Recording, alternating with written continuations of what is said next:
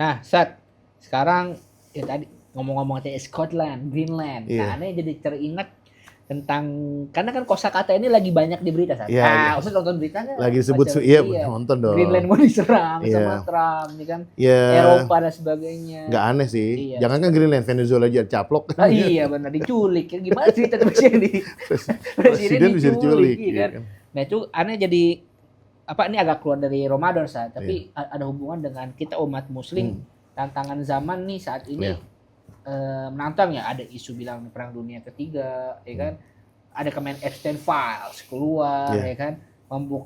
Kotak Pandora kan bahwa ternyata ini benar-benar umat Muslim ditindas ini Iya. karena permainan Zionis kan. Iya. Aneh bilangnya bukan Barat lagi tapi Zionis karena Barat belum tentu Zionis tuh.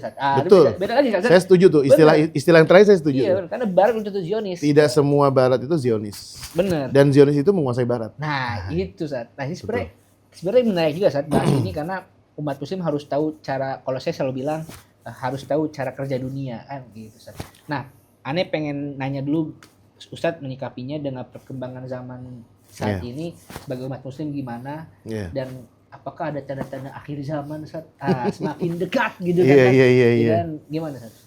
Pertama begini, fenomena sekarang itu ya kita harus sadar diri ya. Harus mulai mawas diri, mulai terbuka dan mulai menyadari bahwa saya memang yang namanya makar itu ada. Makar. Ya, wa makaru wa makarallahu wallahu khairul makirin, itu pasti ada. Kalau kita dulu pernah mungkin meragukan, ada yang bilang, wah apa-apa konspirasi, Iya, bener. dan ternyata memang benar, gitu loh. Iya. Ketika kemarin filenya si Epstein itu kemudian terbuka dan sebagainya, ternyata ya yang dulunya meragukan ada konspirasi Zionis itu ternyata oh iya ada ya, gitu. Ternyata itu semua adalah kalau bahasa Arab itu khutbah madrusah, ada strategi yang sudah dipelajari dan sudah dirancang. Benar. Artinya bahkan ya kita nggak usah jauh-jauh lah gitu ya. Nanti kalau kita masuk ke dalam sejarah Nabi SAW dalam perjalanan dakwahnya Rasulullah SAW, itu nanti akan banyak cerita, banyak bukti itu. Tetapi yang sedikit dekat dengan kita adalah kayak Perang Dunia Kedua lah katakan.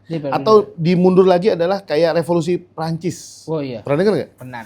Nah ternyata di dalam bukunya para penulis sejarah itu di antara dalam tanda kutip bahasa kasar itu biang keroknya terjadinya revolusi Prancis itu terjadi adalah otaknya adalah Yahudi.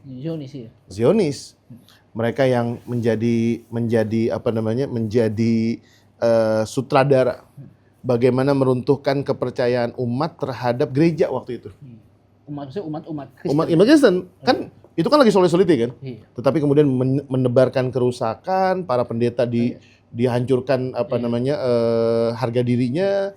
Kepercayaan umat sudah menurun dan kemudian terjadi korupsi besar-besaran di gereja dan sebagainya, sampai akhirnya umat melawan nih, umat Kristiani melawan. Oh jadi gini, maaf potong Ustaz. Berarti Zionis ini nyerangnya nggak Islam doang. Oh enggak. Sejarah itu mengatakan di agama apapun. Semua adalah korban. Waduh, ini harus tahu. Semua akan menjadi korban. Iya, karena Gen Z taunya Zionis serang Islam doang. Enggak. Lanjut Ustaz, gimana? Ya, makanya diantaranya kalau seandainya kita lihat, kalau kita lihat hari ini fenomena umat Kristiani, saudara-saudara kita di Kristiani, apakah yang mereka lakukan dan mereka kerjakan hari ini sesuai dengan ajaran syariat mereka? Enggak. Karena terjadinya pergeseran nilai agama, liberalisasi agama itu bukan hanya terjadi di Islam. Kita mungkin udah urutan terakhir nih yang mau dikerjain dan susah. Ya meskipun udah berhasil di beberapa negara ya. Sekarang kan dengan penampilan gini, mohon maaf ya, dengan segala hormat bagi teman-teman misalnya, berhijab tapi bajunya ketat. Itu kan sudah pergeseran nilai. Eropa dulu nggak pernah mengenal sejarah itu. Eropa itu namanya Kristiani itu rapi bajunya. Bener. Anda pernah lihat ada satu film dokumenter bahwa dulu orang Eropa itu mengatakan pakai rok mini itu sangat jijik. Sangat jijik sekali. Ada tuh. Bikinnya apalagi? Iya. Ngelihat ketika diperkenalkan bini pertama kali di UK. Iya. Bukan rok mini yang sebetis doang. Sebetis doang. Itu jijik banget. Kata dia hanya orang gila yang mau pakai baju itu. Iya itu benar. Oh ini nyambung nih Ini bahkan dulu kerajaan Belgia itu, keluarga kerajaan itu nggak ada yang pernah terlihat wajahnya. Wanita-wanita kerajaan Belgia, perempuan-perempuan kerajaan Belgia itu nggak ada yang terlihat wajahnya. Kenapa? Tertutupi kayak semacam topi atau tutup tudung kepala yang ada cadarnya. Dan itu kalau kita lihat ajaran seandainya, makanya kalau dalam istilah Quran, ya ahlal kitab ta'alau ila kalimatin sawa bainana wa bain. Ayo kembali kepada prinsip agama Anda masing-masing. Jadi apa yang kita temukan dari teman-teman kita, saudara-saudara kita di Kristiani, di Protestan, di Katolik, Saya yakin betul itu bukan ajaran yang sebenarnya. Oh, betul. Islam pun juga sama, mengalami dekadensi yang sama, pergeseran nilai. Akhirnya mulailah kita menormalisasi gitu loh. Iya, Ustaz. Berjilbab tapi bajunya ketat, celananya ketat, kemudian berjilbab tapi kemudian bisa bersalaman dengan lawan jenis. Ini kan persoalan juga ya. Iya. Nah, akhirnya kembalilah kepada konsep bagaimana kalau negara-negara sekarang itu sedang menghadapi tantangan seperti itu. Kenapa? Karena memang kayaknya nggak ada yang lepas dari agenda itu. Nah, iya, Kalau Ustaz. sejarah belakang tadi revolusi Prancis, kemudian sebelumnya lagi di zaman Rasulullah SAW. Dulu ketika Rasulullah baru datang di Madinah dan kemudian di tahun kedua terjadi perang Badar, menjelang terjadinya perang Uhud, itu masih ada konspirasi tiga kubu. Oh, gimana Ustaz? Yang pertama kubu orang-orang musyrikin yang waktu itu markasnya masih di Mekah, dan kemudian kubu orang kubu orang Quraisy yang di Mekah, kemudian kubu orang-orang musyrikin yang ada di sekitar Jazirah Arab dan sekitar Madinah, dan yang ketiga paling penting nih, ini cikal bakal Yahudi. Berkembang di situ adalah yaitu mereka menunggangi orang-orang munafik seperti Abdullah bin Ubay bin Salul. Nah ini makanya tiga kelompok ini, Yahudi kok nggak kesebut? Orang musyrik, orang Quraisy yang notabene musyrik juga, tetapi mereka terhitung sebagai orang Quraisy. Tetapi orang Yahudi ini ternyata menjanjikan kepada sosok Abdullah bin Ubay bin Salul yang tokoh munafik itu, tokoh para munafikin menjanjikan. Bahasa kasar gini, bro, kan mestinya lu yang jadi pemimpin di Yathrib. Diolah. Digoreng. Bahasa ini diolah. Mestinya kan lu yang bener. menjadi pemimpin di Iya, sini. iya. Kenapa Muhammad yang bukan orang Madinah, bukan orang Yathrib? Iya. Nah, disitulah terjadi program-program, agenda-agenda yang menghancurkan pergerakan dakwah. Dan perlu kita ketahui, Abdullah bin Ubay bin Salul itu orang yang kalau memuji Rasulullah itu paling indah pujiannya. Oh, iya. Di depan Rasulullah. Tukang olah emang. Tukang olah. Tapi kalau udah jauh dari Rasulullah, wah udah habis. Makanya tidak pernah ada aksi Abdullah bin Ubay bin Salul kecuali melemahkan umat Islam. Perang Uhud, banyak orang yang mundur. Sampai puncaknya nanti perang Tabuk, banyak yang mundur juga. Tetapi setelah perang Tabuk kan dia mati. Nah artinya teman-teman harus waspada, aware lah sekarang. Ini nih, awareness ini yang sebenarnya kita, kalau saya ini lihat Sat, dengan adanya Epstein Files ini Sat, ini pengen menyadarkan Gen Z bahwa awareness Muslim di dunia, Palestina, dan sebagainya itu tuh agenda mereka gitu. Kita jadi gini, harus gini, aware gitu. bahkan sampai detik ini tuh masih ada influencer kita yang masih bicara gini. Ya Hamas itu hanyalah racikan Yahudi gitu.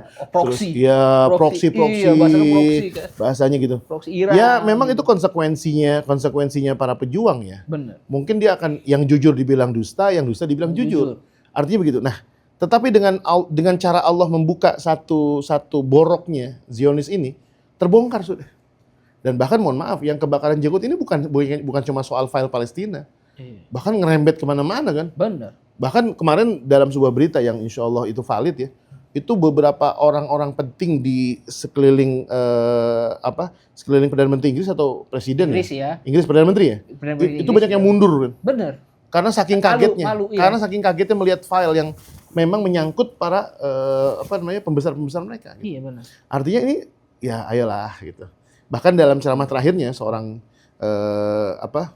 Habib Rizik itu menyampaikan, mengutip apa yang pernah beliau dapatkan dari seorang politisi Muslim Indonesia yang waktu itu Ustadz Ahmad Sumargono ya, dan satu-satunya lagi tuh pendiri dari partai PBB atau partai Masyumi zaman itu, mereka menceritakan. Jadi Ustadz Ahmad Sumargono ini pernah diundang dalam satu seminar yang cukup besar di Amerika. Itu kejadian dialami oleh mereka. Dan ini benar-benar bukti kalau konspirasi itu ada. Gitu. Gimana, Seth? Jadi ketika beliau pergi ke sana, ke Amerika, nginep. Nah ini harus hati-hati nih. Ternyata kadang kalau kita pergi ke luar negeri, itu ada agenda yang sudah tersusun. Oh gitu? Ya. Diundangnya? Diundang, ketika sampai di Amerika kita diservis dengan atas nama diplomatik lah, atau nama hospitality, disiapin. Iya. Oh iya, Anda ini adalah tokoh penting di Indonesia, kita siapkan kamar khusus buat Anda. Iya. Satu orang satu, nggak boleh berdua. Bener, padahal sadap. Itu cuma biasa Bang. Biasa. Tapi ini lebih dahsyat lagi. Apa terjadi? Suatu malam ketika mereka selesai dari seminar itu, dan ada acara kayak semacam gala dinner atau apa, pulang ke kamar itu masuk, yang kebetulan beliau ini Ustadz Ahmad Sumargono tinggal sendirian, masuk ke kamar dalamnya udah ada seorang wanita. Oh gitu. Seorang wanita yang sudah disiapkan untuk siap melayani perzinahan, bla bla bla sebagainya. Makanya dari situ beliau berpesan, kalau saya saja tokoh politik Islam diperlakukan seperti itu, bagaimana dengan Anda yang jauh dari kata embel-embel Muslim, yang jauh dari kata embel-embel politik Islam? Apa yang sudah terjadi gitu? Dan itu perempuan itu siap melayani dengan servis yang sudah ditentukan. Kalau bukan jebakan apa namanya? Dan itu bisa mengakses masuk ke kamar. Iya. Pasti kan dikasih akses kan? Iya, bukan dalam kamar ke toko pintu enggak. Bukan. Nah, kemudian dia menganjurkan siapapun di antara kalian yang suatu saat nanti menjadi pejabat tinggi negara, kalau diundang ke negara-negara seperti Amerika, hati-hati, bawalah istri. Kalau istri nggak diongkosin, keluar ongkos sendiri. Upayakan. Kalaupun nggak bisa bawa istri juga, upayakan satu kamar berdua sama temennya. Supaya apa? Itu tadi itu. Ya itu, ternyata mereka tuh nyomot-nyomot apa ya, menyimpan-nyimpan file-file itu dari kayak gitu. Suatu saat nanti kalau dia jadi orang yang paling lantang, Iya. membela negaranya, Kasus nah, kasih. kasih, ya kan file doang set Iya. gitu. Nah, dan itu sering terjadi dalam kisah-kisah yang pernah dilakukan oleh para agen-agen Mossad misalnya. Itu sudah suatu Epstein itu sudah fix agen Mossad. sudah fix. Iya, ada baca. Dan korbannya itu ya bukan hanya di kalangan pemerintah atau para pembesar di Eropa dan Amerika, bahkan negara-negara Arab pun banyak yang terseret.